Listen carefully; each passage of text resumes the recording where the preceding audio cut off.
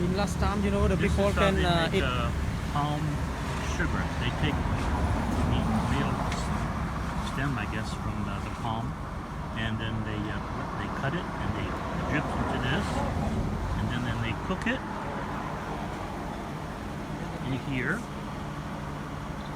and then they take this and they put it into molds like this, and this is what these ladies are doing now. They're putting them in molds.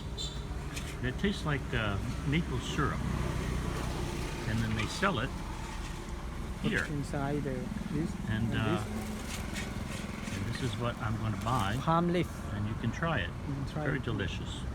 Very good with the coffee. This and this is with the soup. Coffee and with the soup. Yeah, very good.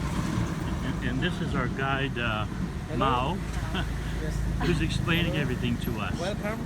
Yes, to Siem Reap and Cambodia. Now we are stopped on the way to Banteay Srei. We stop on the way to see how they make palm sugar. It's we call a palm sugar village. Yes. So all the tourists come here. They stop to take picture.